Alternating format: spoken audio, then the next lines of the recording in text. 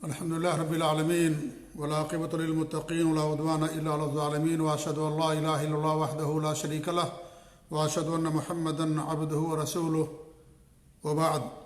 أعوذ بالله السميع العليم من الشيطان الرجيم. بسم الله الرحمن الرحيم. يا أيها الذين آمنوا لا تدخلوا بيوتا غير بيوتكم حتى تستأنسوا وتسلموا على أهلها ذلكم خير لكم لعلكم تذكرون. فإن لم تجدوا فيها أحدا فلا تدخلوها حتى يؤذن لكم وإن قيل لكم ارجعوا فارجعوا هو أزكى لكم والله بما تعملون عليم.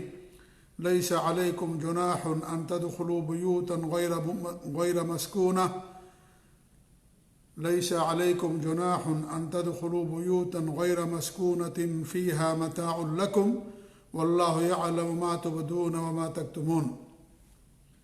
سورۃ النور کی 27، 28 اور 29 ان تین آیتوں کی تلاوت کی گئی ہے. ان تین آیتوں میں اللہ رب العالمین نے گھروں میں داخل ہونے کے آداب بیان کیا ہے. اس سے پہلے زنا سے متعلق، قذف سے متعلق اللہ رب العالمین نے احکامات نازل فرمائے. اس کے بعد ان آیتوں کو اللہ نے نازل فرمایا تاکہ مرد اور عورت کے درمیان اختلاط نہ ہو. عام طور پر مرد و زن کے اختلاط سے، ایک دوسرے کے گھروں میں بغیر اجازت کے آنے جانے سے، اور جو آداب بتائے گئے ہیں گھروں میں داخل ہونے کے، ان کا خیال نہ رکھنے کی وجہ سے عام طور پر قذف اور زنا کے واقعات پیش آتے ہیں.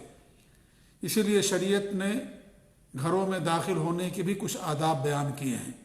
ان تین آیتوں میں اللہ رب العالمین نے انہی چند باتوں کو بیان کیا ہے. گھر اللہ رب العالمین کی نعمتوں میں سے ایک نعمت ہے. اللہ نے قرآن کریم میں گھروں کو سکونت اور اطمینان کی جگہ قرار دیا ہے. اللہ تعالیٰ کا ارشاد ہے واللہ جعل لکم من بیوتکم سکنا. اللہ رب العالمین نے تمہارے لیے تمہارے گھروں میں سکونت رکھ دی ہے. اور انسان واقعتاً جب گھر میں داخل ہوتا ہے تو اسے سکون مل جاتا ہے، اسے اطمینان ہو جاتا ہے، اور سفر کی تھکاوٹ، کام کی تھکاوٹ، پریشانی، ان تمام چیزوں سے انسان کو راحت مل جاتی ہے. تو گھر واقعتاً جائے سکونت ہیں. خاص طور سے بڑے بڑے شہروں میں اگر انسان کے پاس گھر ہو جائے تو اس کے پاس بڑا قیمتی سرمایہ ہو جاتا ہے، بڑی قیمتی چیز اس کے پاس ہو جاتی ہے، اور جب وہ گھر میں جاتا ہے تو ساری تھکاوٹ اس کی دور ہو جاتی ہے. زمانہ جاہلیت میں انسان جب چاہتا کسی گھر میں داخل ہو جاتا، نہ اس کے لیے اجازت ہوتی تھی، نہ کوئی دستور تھا، نہ سلام تھا، نہ کوئی روک ٹوک تھی. جب جو چاہتا کسی گھر میں داخل ہو جاتا. زمانہ جاہلیت میں انصار مدینہ کے اندر جب وہ حج کا یا عمرے کا احرام باندھتے اور کسی وجہ سے وہ کسی ضرورت کے تحت انہیں گھر میں آنا پڑتا تو گھر کے دروازے سے گھر میں داخل نہیں ہوتے تھے، بلکہ پچھواڑے سے کود کر کے وہ لوگ گھروں کے اندر آیا کرتے تھے. اللہ رب العالمین نے اس بات کو بھی ذکر کیا قرآن کریم کے اندر، اور انہیں حکم دیا کہ جو گھر کے دروازے ہیں ان سے آؤ، اور پچھواڑوں سے گھر میں داخل ہونا یہ نیکی نہیں ہے، خیر نہیں ہے. اللہ تعالیٰ فرماتا ہے کہ لَيْسَ الْبِرَّ وَلَيْسَ الْبِرُّ بِأَن تَأْتُوا الْبُيُوتَ مِن ظُهُورِهَا. یہ نیکی نہیں ہے کہ تم گھروں کے پیچھے سے داخل ہو.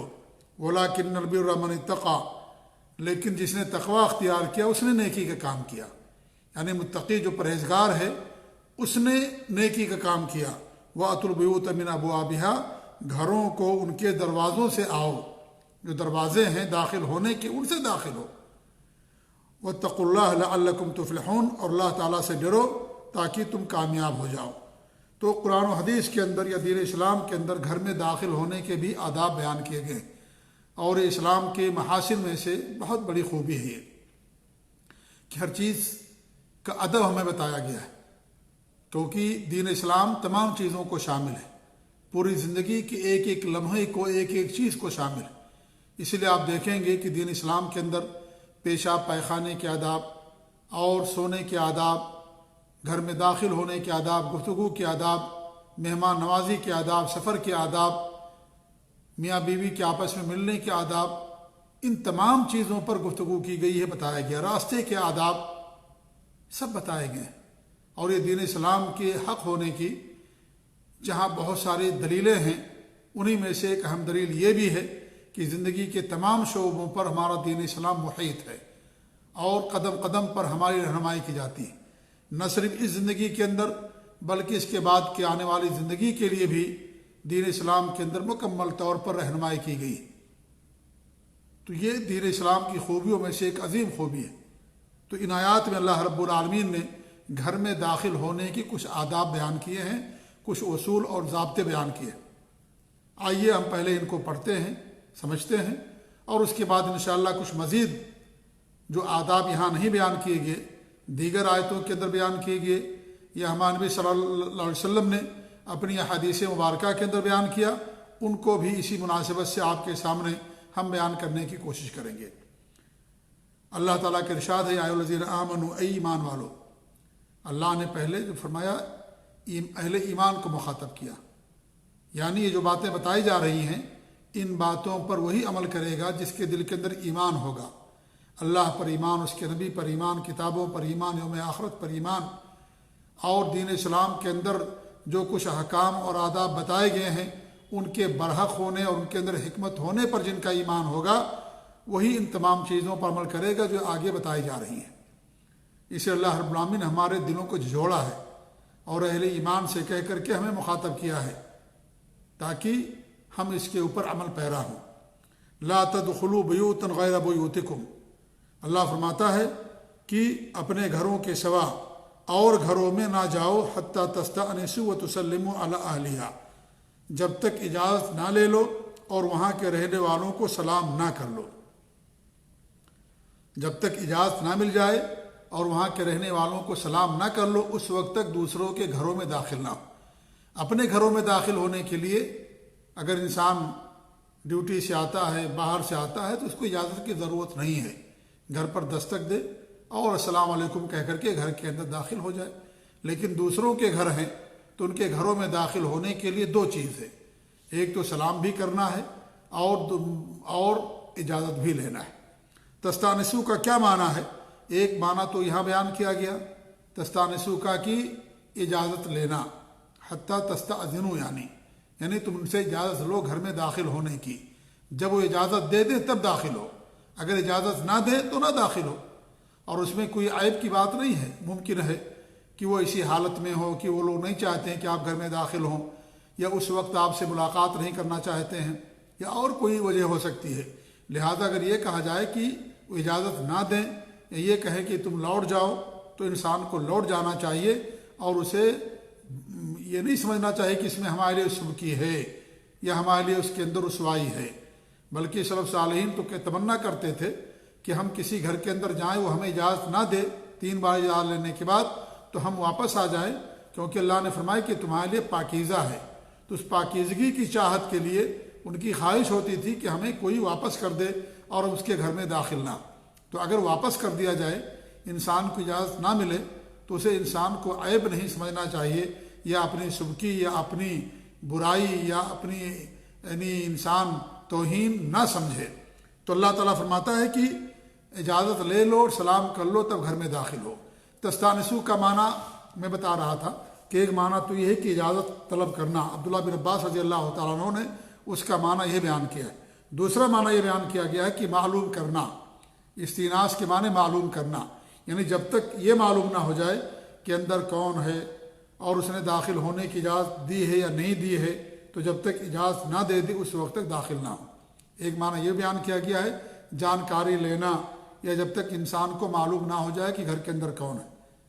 تیسرا معنی اس کا بیان کیا گیا ہے کھکھارنا، یعنی یہ مجاہد رحمۃ اللہ علیہ فرماتے ہیں تنحنحو، یعنی اس طریقے سے کرنا اور کھکھارنا، یعنی سمجھ لیجئے۔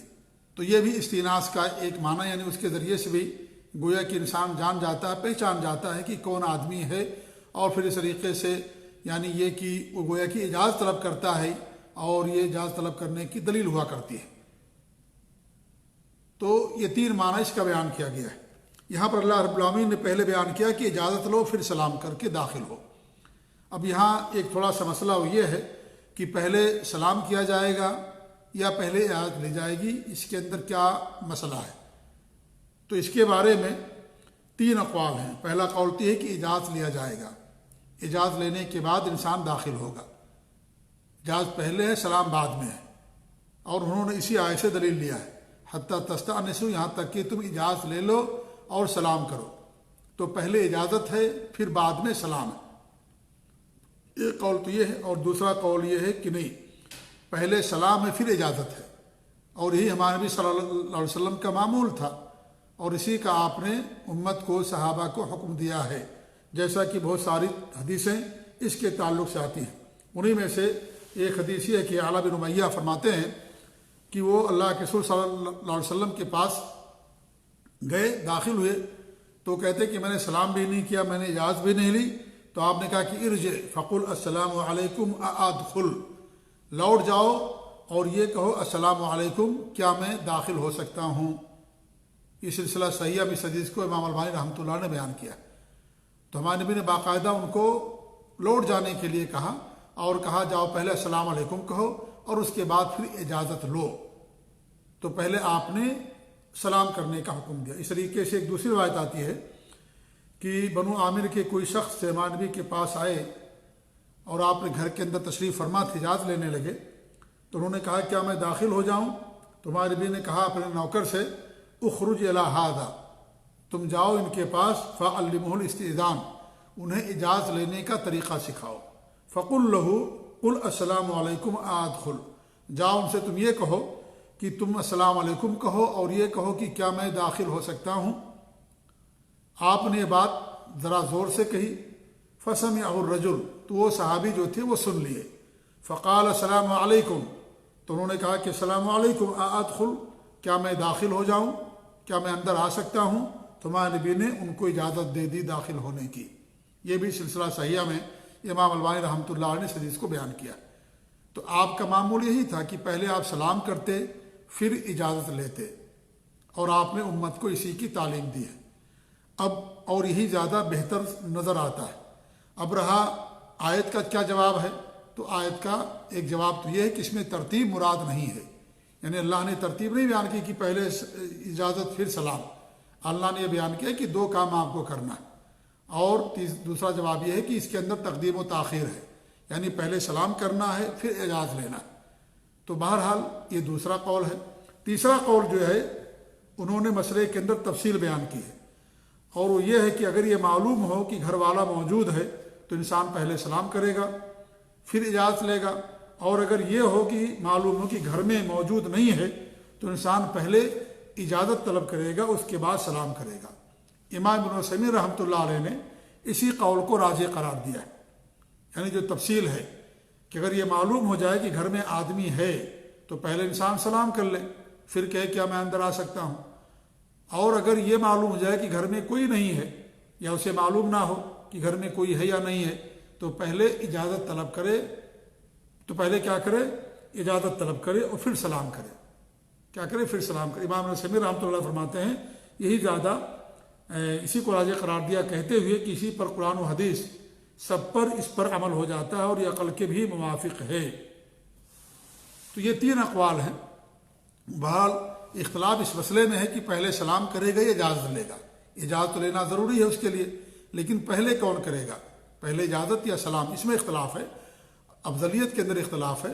ورنہ جو ہے اگر کوئی آدمی اجازت بعد میں لے پہلے سلام کر لے، یا اجازت پہلے اجازت لے پھر بعد میں سلام کرے تو ادا ہو جاتا ہے، اگرچہ اکمل اور افضل یہ ہے کہ تفصیل امام ابن عثیمین رحمۃ اللہ علیہ کے بقول، اور دوسرا جو قول ہے اس کے بقول کی پہلے انسان سلام کرے پھر اس کے بعد اجازت لے، اور ہمارے نبی کے معمول اور سنت کے مطابق اس کو علماء نے راجح قرار دیا۔ بہرحال یہ مسئلہ ہے اس کے تعلق سے کہ پہلے اجازت لی جائے گی یا پہلے سلام کیا جائے گا۔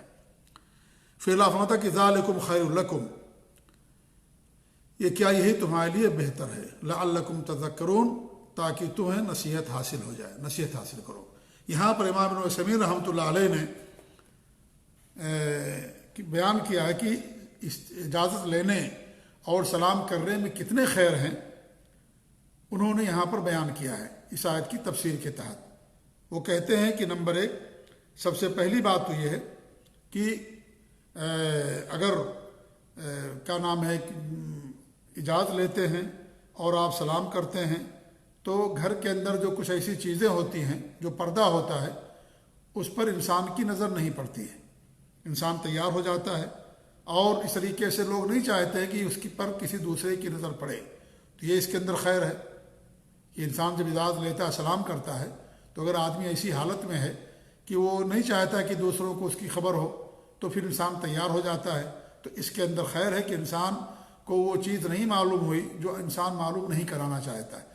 اگر اچانک داخل ہو جائے گا تو انسان کو دیکھ لے گا، عورت ہو یا مرد کی ایسی حالت میں ہے جو اس کو ناگوار گزرے گا، تو یہ پہلی چیز ہوگی۔ دوسری چیز یہ ہے انہوں نے بیان کیا ہے کہ گھر والا حرج میں نہ پڑ جائے، یعنی حرج میں نہ پڑ جائے، یعنی یہ کہ اگر آپ بغیر اجازت کے، بغیر رغبت اور اس کی خواہش کے آپ داخل ہو جائیں گے تو ہو سکتا ہے انسان حرج میں پڑ جائے، تنگی میں پڑ جائے، اور وہ آپ کو اندر آنے کی اجازت نہ دینا چاہتا رہا ہو اور آپ اچانک چلے گئے اور گھر میں داخل ہو گئے، تو اس میں بھی خیر ہے کہ انسان کسی کو حرج میں داخل نہیں کرے گا۔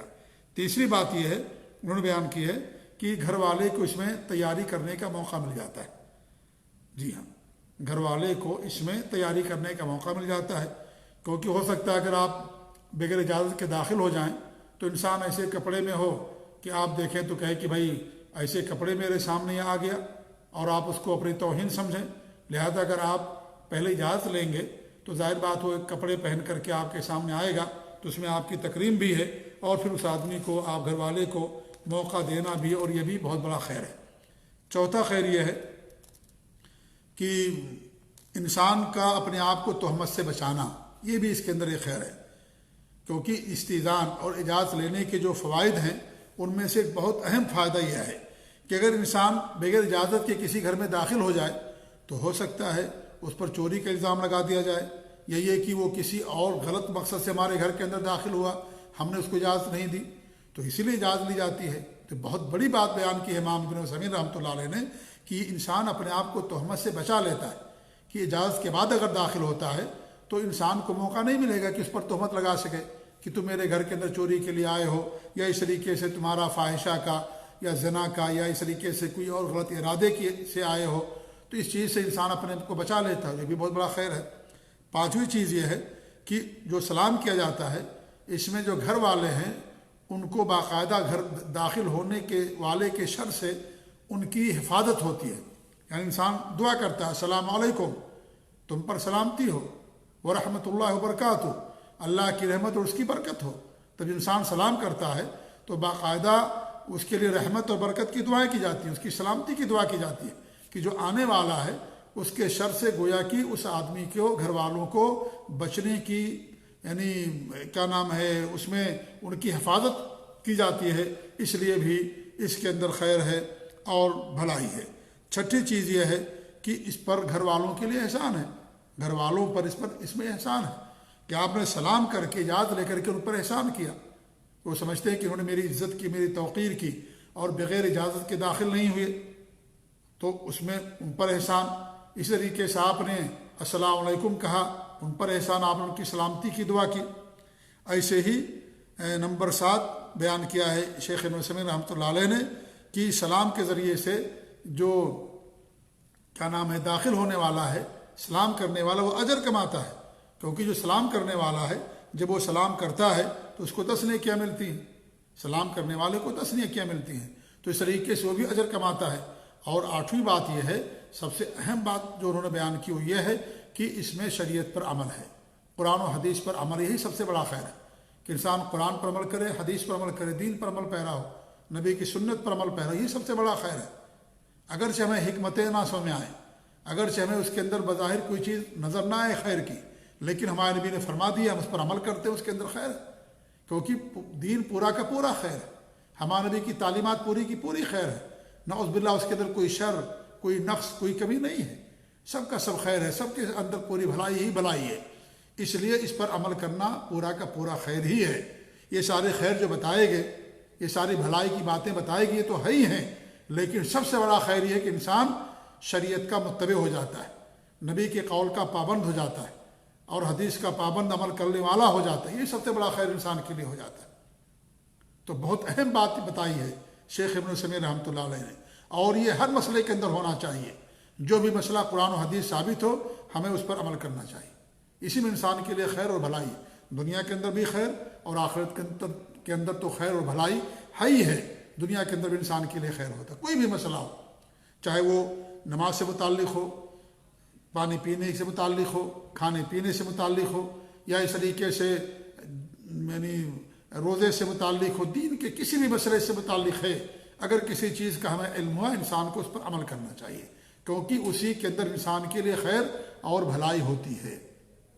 اگرچہ کچھ باتیں انسان کو سمجھ میں نہ آئے، اونٹ کا گوشت کھانے سے وضو ٹوٹ جاتا ہے، ہمیں ایسا نہیں سمجھ آتا ہے، لیکن ہم اونٹ کا گوشت کھا لیں تو اس کے بعد ہمیں عمل کرنا ہے، کیوں؟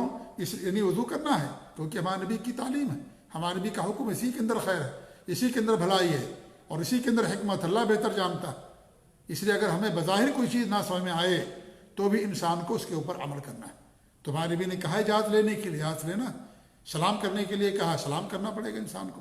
تو اس لیے ان آداب کا خیال رکھنے میں، ان پر عمل کرنے میں انسان کے لیے خیر ہوتا ہے کہ وہ شریعت کا پابند، نبی کی سنت پر عمل کرنے والا ہوتا ہے، اور یہ اس کے لیے سب سے بڑا خیر ہوتا ہے۔ پھر آگے اللہ فرماتا ہے فَإِن لَّمْ تَجِدُوا فِيهَا أَحَدًا، اگر تمہیں وہاں کوئی نہ ملے، فَلَا تَدْخُلُوهَا حَتَّىٰ يُؤْذَنَ لَكُمْ، تو جب تک تمہیں اجازت نہ مل جائے اندر نہ جاؤ۔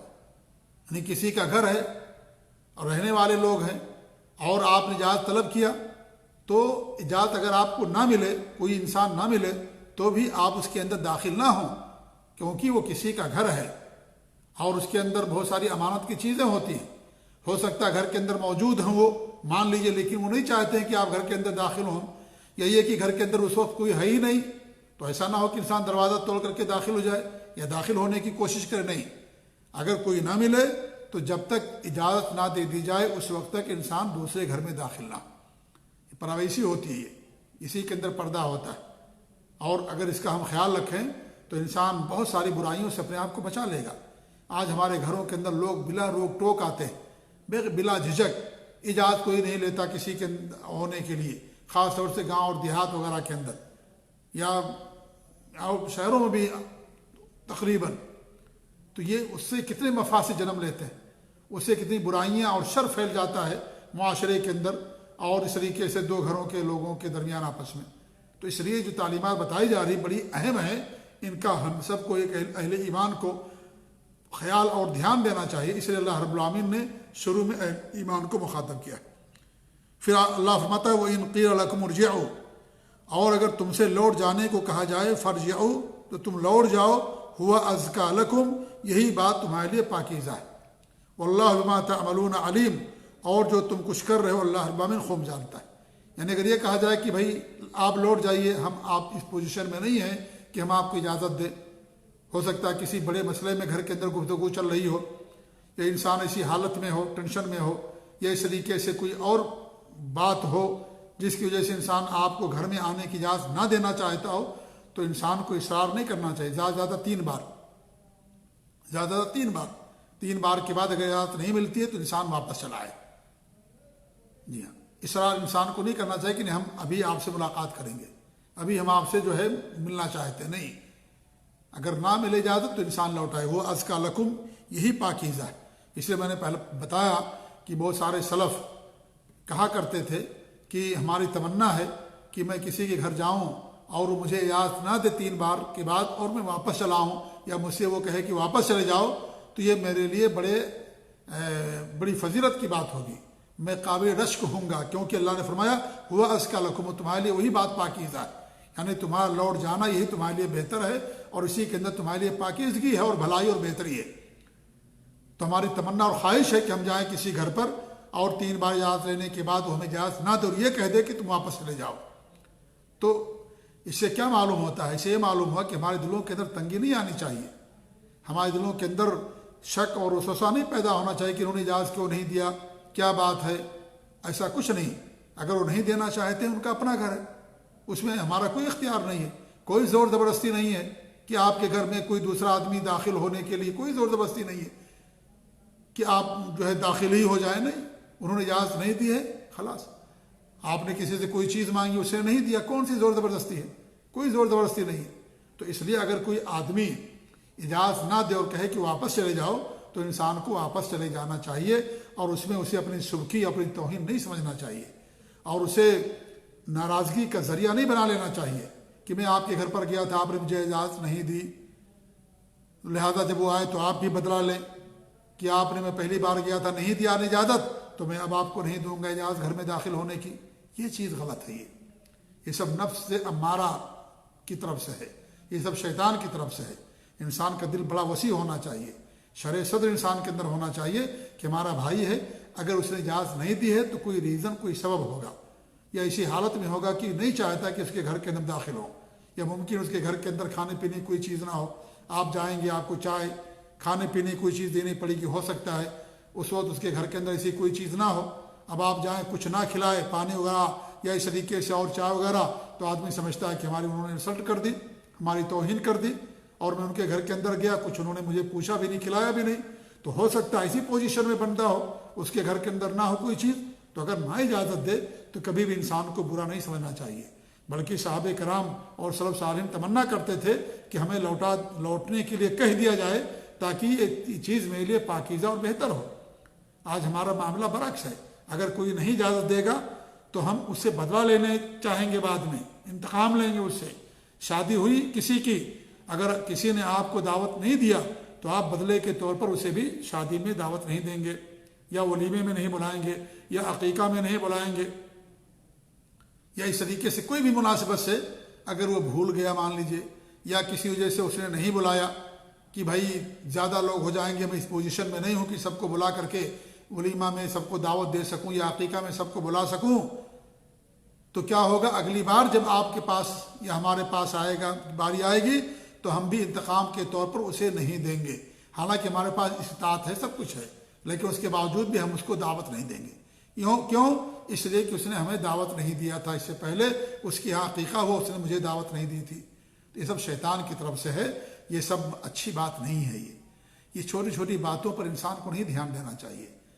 ایک بہتر معاشرے کے لیے یہ سب باتوں پر انسان دھیان دے گا، چھوٹی چھوٹی باتوں پر، تو پھر رشتے ٹوٹ جاتے ہیں، آپس میں کدورت پھیلتی ہے اور آپس میں رنجش بڑھتی ہے، محبت ختم ہو جاتی ہے۔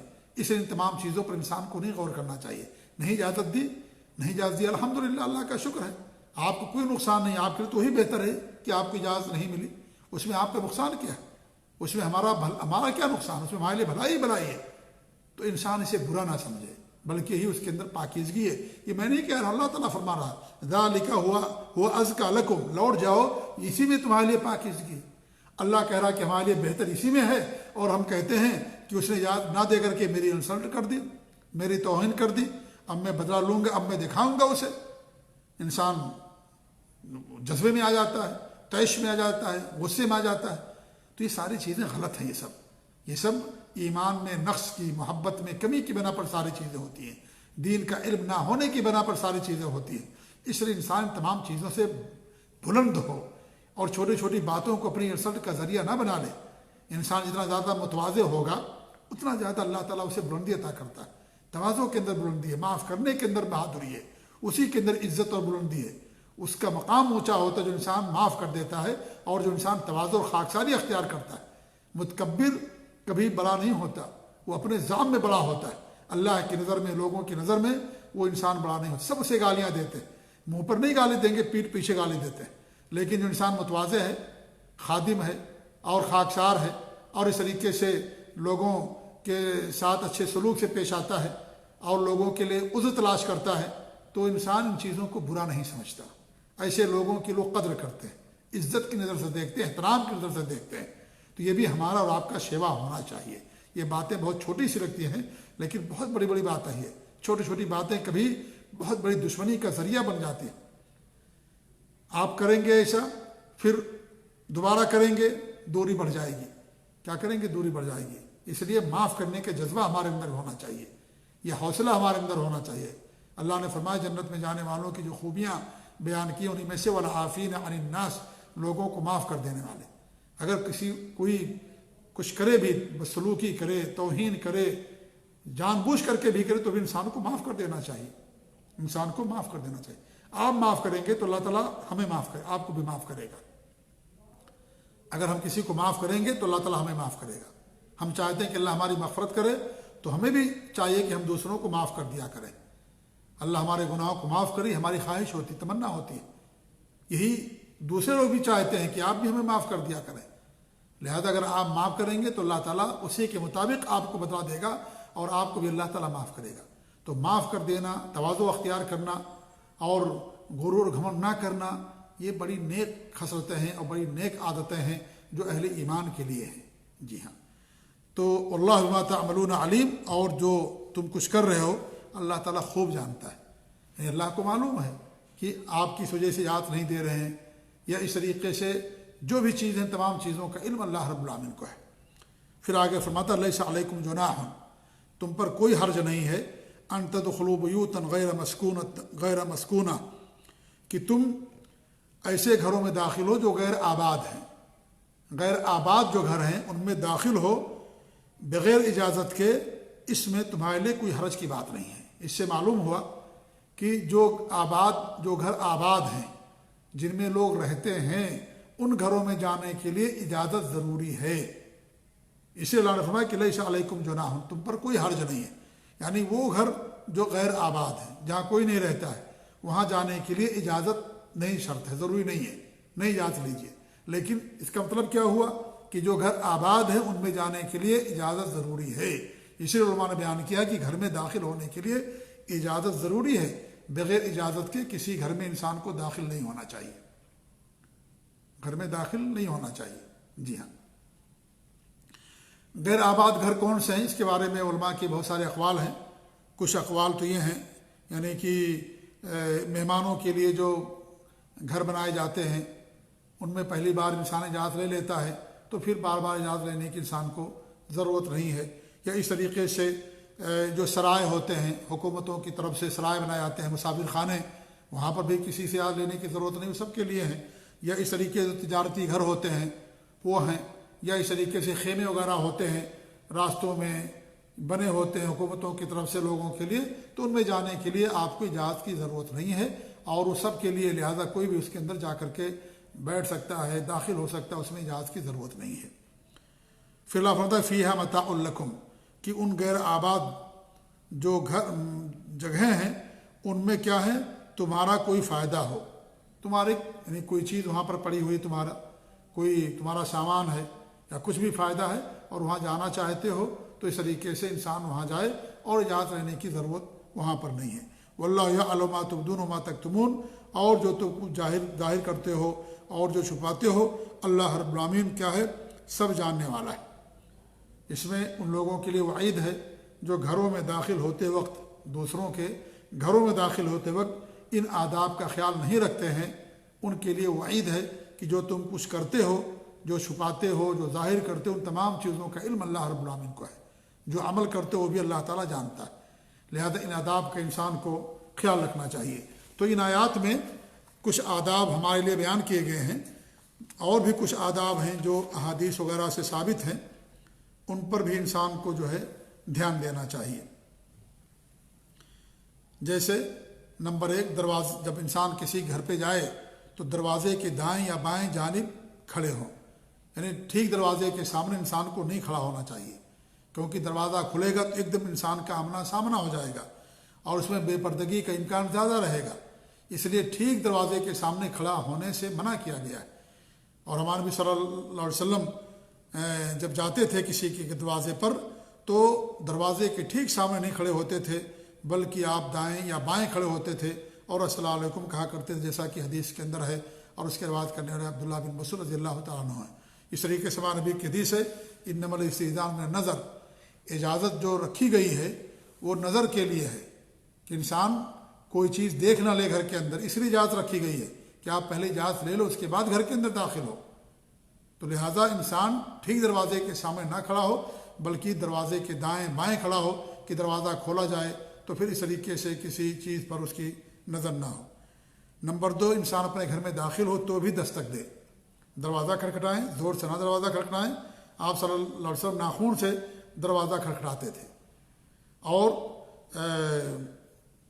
آج کل تو بل ہوتے ہیں، انسان بل بجا دیتا ہے، انسان بل بجا دے، پھر کچھ انتظار کرے انسان، اس کے بعد دوبارہ بجا دے، لگاتار انسان جو ہے نہ بجاتا رہے کہ انسان کسی گھر جا رہا ہے جہاز کے لیے تو لگاتار دروازہ پیٹتے جا رہا ہے، ان کو موقع ہی نہیں دے رہا ہے تیار ہونے کے لیے۔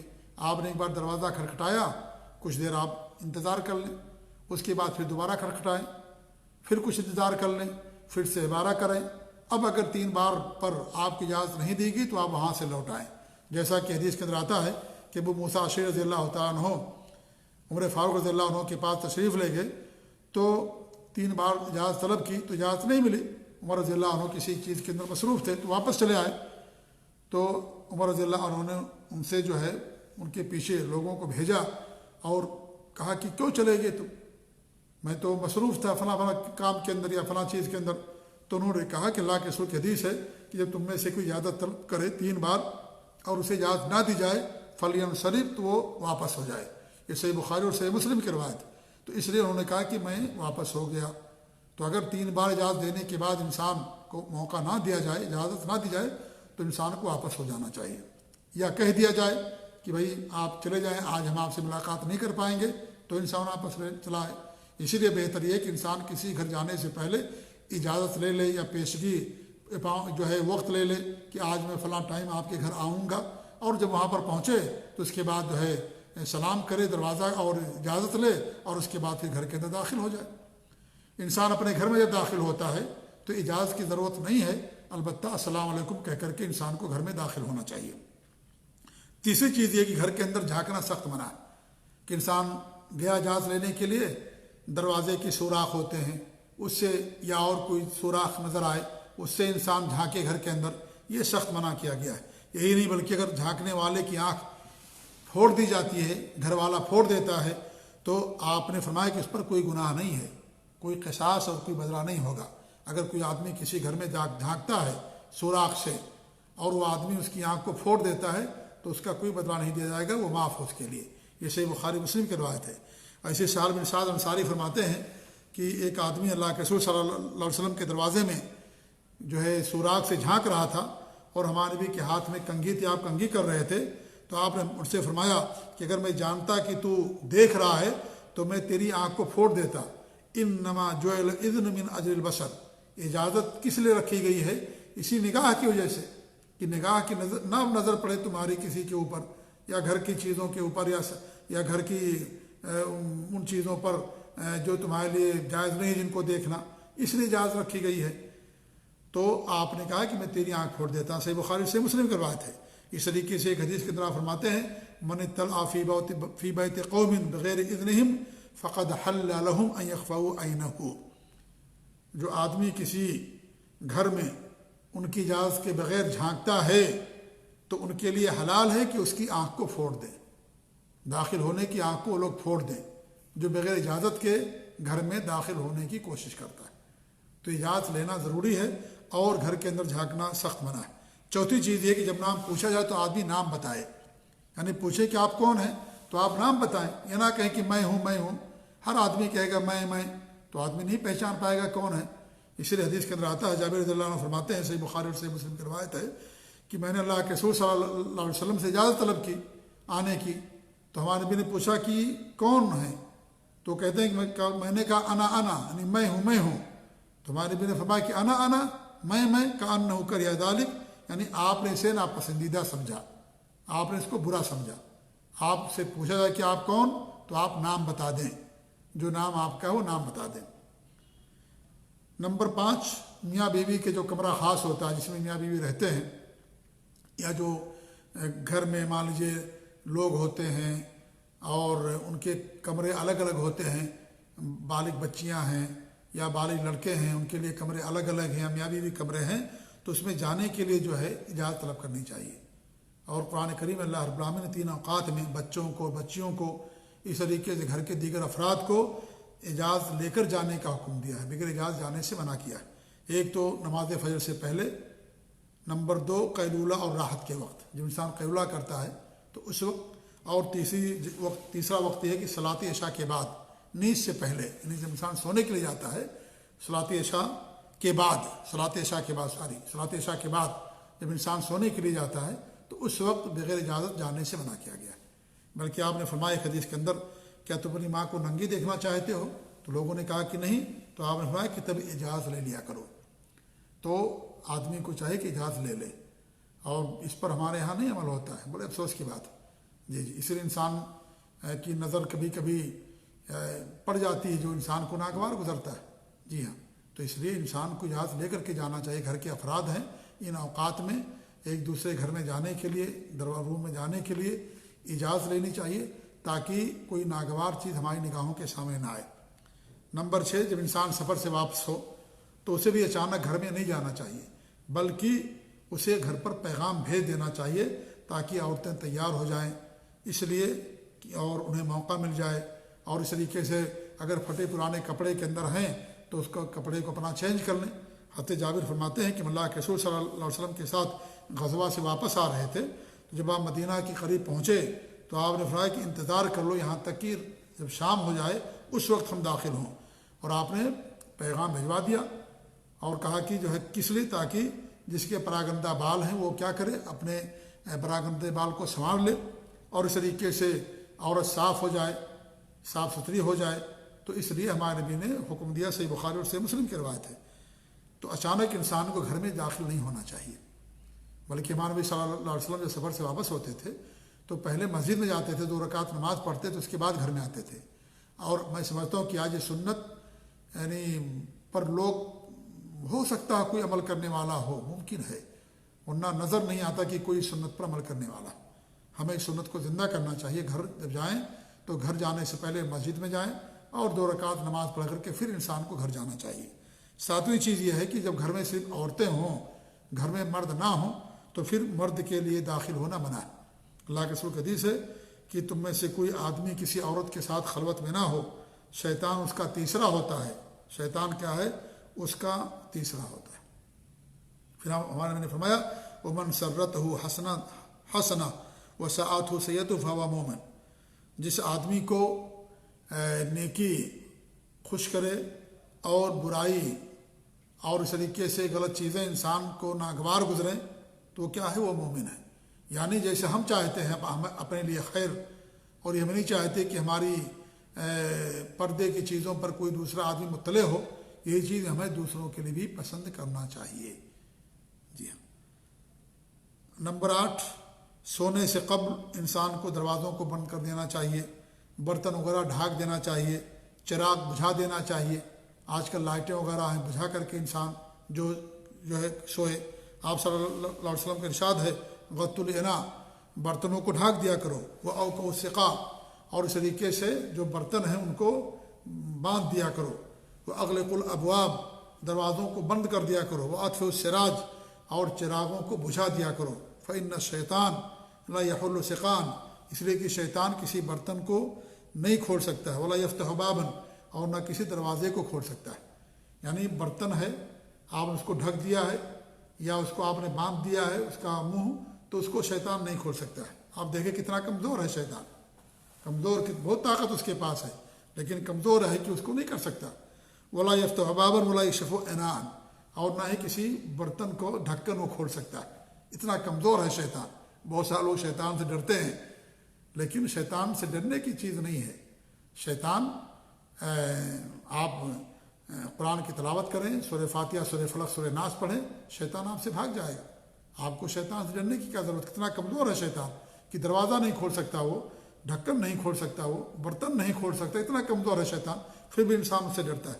فإن لم يجد أحدكم إلا أن يعرض على إناءه عودا، پھر آپ فرماتے اگر کچھ بھی اسے نہ ملے کہ اپنے برتن کو ڈھانک سکے تو اس کے اوپر لکڑی ہی رکھ دے۔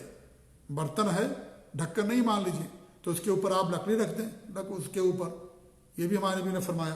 اور اللہ کا نام لے لے۔ فإن الفویسق تضرم علی اہل البیت بیتہم، یہ جو چوہیا ہوتی ہے نا، یہ گھر والوں پر ان کے گھر کو جلا دیتی ہے، شعلے میں بدل دیتی ہے۔ یعنی آپ اگر چراغ چھوڑ دیں گے تو کیا کرے گی؟ اس کو اٹھا کر کے لے جا کر کے گھر کے اندر کسی کونے میں کسی دوسری جگہ رکھ دے گی، تو اسی صورت میں کیا ہوگا؟ گھر کے اندر آگ لگ جائے گی اور وہ گھر جو ہے جل کر کے راکھ ہو جائے گا۔ تو ہمارے نبی صلی اللہ علیہ وسلم نے ان سب باتوں کا ہمیں حکم دیا ہے۔ اس طریقے سے نمبر 9، گھروں کے اندر انسان کو سنتوں کا اہتمام کرنا چاہیے، نوافل پڑھنا چاہیے، قرآن کی تلاوت کرنی چاہیے، اور اس طریقے سے دینی ماحول گھر کے اندر انسان کو رکھنا چاہیے۔ اللہ کا ارشاد ہے کہ وَاذْكُرْنَ مَا يُتْلَىٰ فِي بُيُوتِكُنَّ مِنْ آيَاتِ اللَّهِ وَالْحِكْمَةِ، کہ تمہارے گھروں میں اللہ کی آیات اور رسول کی جو حدیث پڑھی جاتی ہیں ان کا ذکر کرتی رہو، یعنی اذکار پڑھتے رہو، قرآن کی تلاوت کرتے رہو، اور دینی ماحول گھر کے اندر رہے۔ تو اس سے کیا ہوتا ہے، شیطان گھر کے اندر نہیں آتا ہے۔ جس گھر کے اندر سورہ بقرہ کی تلاوت کی جاتی ہے شیطان بھاگ جاتا ہے۔ آپ بسم اللہ کر کے دروازہ کھولیں، بسم اللہ کر کے آپ گھر میں داخل ہوں، بسم اللہ کر کے آپ کھانا کھائیں، بسم اللہ کر کے آپ سوئیں اور حمام میں جائیں، ان تمام چیزوں کا انسان اگر خیال رکھتا ہے تو وہ گھر شیطان سے محفوظ رہتا ہے، اللہ تعالیٰ اس گھر کی حفاظ کرتا ہے۔ جی ہاں، تو سوتے وقت دعائیں پڑھیں اور سورتوں کی تلاوت کر کے سویا کریں، وتر پڑھیں، گھر کے اندر سنت پڑھیں، تہجد کا اہتمام کریں، عورتیں پڑھیں سب، تو ان سے کیا ہوتا ہے، گھر کی حفاظت ہوتی ہے۔ اور یہاں پر جو الحکمہ کہا اللہ رب العالمین نے، اس سے مراد اللہ کے رسول کی حدیثیں ہیں۔ اور امام ابن قیم رحمۃ اللہ فرماتے ہیں کہ اس پر اتفاق ہے کہ قرآن مقدس کے اندر جہاں بھی الکتاب اور الحکمہ آیا ہے تو وہاں کتاب سے مراد تو قرآن ہے، اور الحکمہ سے مراد اللہ کے رسول صلی اللہ علیہ وسلم کی حدیثیں ہیں۔ تو اللہ رب العالمین نے قرآن کے ساتھ ساتھ حکمت یعنی حدیثوں کو بھی نازل فرمایا۔ قرآن بھی حکمت ہے، ہمارے نبی کی باتیں بھی حکمت ہیں، پوری حدیث پورا دین حکمت ہے۔ اسلام کا ایک حکم حکمت سے بھرا ہوا ہے۔ تو لہذا کتاب اور حکمت جہاں بھی آئے ہیں قرآن کریم کے اندر، وہاں پر یہی مراد ہیں، حدیث مراد ہے۔ امام طبری فرماتے ہیں یعنی بالحکمہ ما آحى اللہ الی رسول، حکمت سے کیا مراد ہے کہ اللہ رب العالمین نے اپنے رسول کی طرف جو وحی فرمائی، کس چیز کی، من احکام الدین، دین کے احکام کی جو وحی فرمائی۔ ولم ينزل به قرآن، ولم ينزل به قرآن، اور یہ قرآن میں نازل نہیں کیا گیا۔ وذالک سنہ، اور یہ سنت ہے، یعنی الحکمت سے مراد کیا ہے، سنت ہے، یعنی جو قرآن میں اللہ نے نہیں نازل کیا، اللہ نے حدیث میں نازل کیا، اپنے نبی کو بتایا، اور ہمارے نبی نے حدیث اور سنت کے ذریعے سے بتایا، تو دونوں اللہ کی طرف سے وہی ہیں، دونوں وہی ہیں، دونوں کو اللہ رب العالمین نے نازل فرمایا۔ وَأَنزَلْنَا عَلَيْكَ الْكِتَابَ وَالْحِكْمَةَ، اللہ فرماتا کہ ہم نے آپ پر کتاب کو نازل کیا اور حکمت کو نازل کیا۔ حکمت کیا ہے، حدیث، سنت۔ لہذا جیسے قرآن نازل ہوتا تھا ایسے سنتوں کو بھی اللہ رب العالمین اپنے نبی پر نازل فرماتا تھا، وہی کرتا تھا۔ جبریل امین آ کر کے آپ کو بتاتے تھے، پھر آپ صلی اللہ علیہ وسلم لوگوں کو بتاتے تھے۔ 10ویں چیز کیا ہے، گھروں میں زیادہ شور شرابہ نہ کریں، ہنگامہ نہ کریں، تاکہ پڑوسیوں کو تکلیف نہ پہنچے۔ پڑوسیوں کا خیال رکھنا ہمارے لیے ضروری ہے۔ اگر ہمارے شور ہنگامہ سے، تکلیف اور چیخنے سے، چلانے سے پڑوسیوں کو تکلیف ہوگی تو گویا کہ ہم نے اسے تکلیف دی ہے، اور پڑوسیوں کو تکلیف دینا یہ بڑا گناہ ہے۔ اللہ کے رسول کی حدیث واللہ لا یؤمن، 3 مرتبہ ہمارے نبی نے فرمایا اللہ کی قسم مومن نہیں ہے، من لا یأمن جارہ بوائقہ، جس کا پڑوسی اس کی شرارتوں سے، اس کی ایذاؤں اور تکلیفوں سے محفوظ نہ ہو، وہ مومن نہیں۔ 3 مرتبہ ہمارے نبی نے فرمایا۔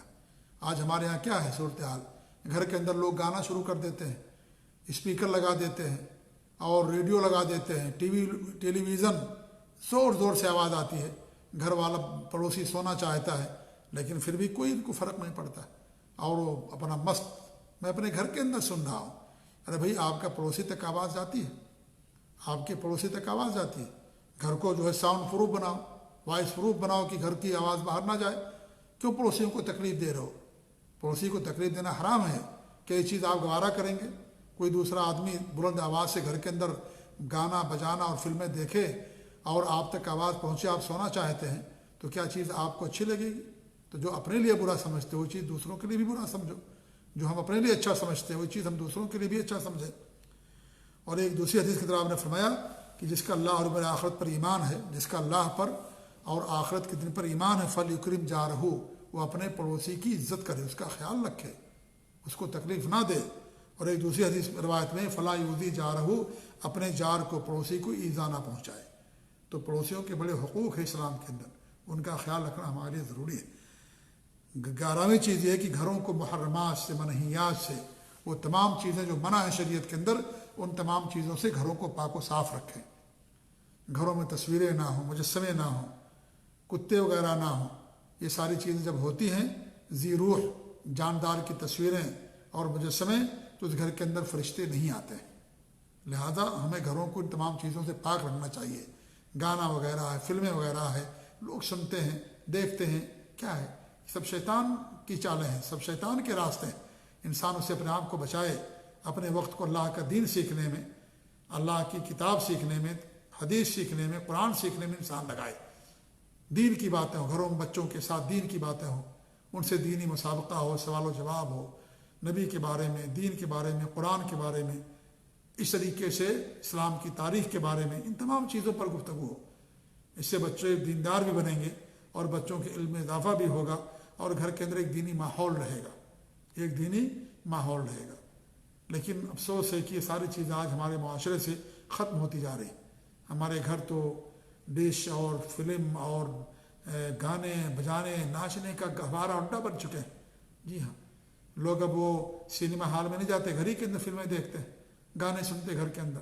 یعنی کتنی برائیاں اور کتنی ساری چیزیں ہوتی ہیں بچوں کے ساتھ، بیوی کے ساتھ، بچیوں کے ساتھ، اور اس میں ایسے ایسے مناظر رہتے ہیں کہ اریاں ننگی تصویریں رہتی، سمجھ لیجیے، اس میں گانے سنتے ہیں، اس میں جو ہے بالغ لڑکی بغل میں بیٹھی ہوئی ہے، آدمی بیٹھا ہوا، سب دیکھتے ہیں، سب سنتے ہیں، کسی پر کوئی فرق نہیں پڑتا ہے۔ نعوذ باللہ، ہم کتنا اپنے بچوں کو دین سے برگشتہ کر رہے ہیں، کتنا ہم ان کو دین سے دور کرتے جا رہے ہیں ان تمام چیزوں کے ذریعے سے۔ اس لیے گھروں کو پاک و صاف کرنے کی ضرورت ہے، گھروں کو کے اندر دینی ماحول بنانے کی ضرورت ہے۔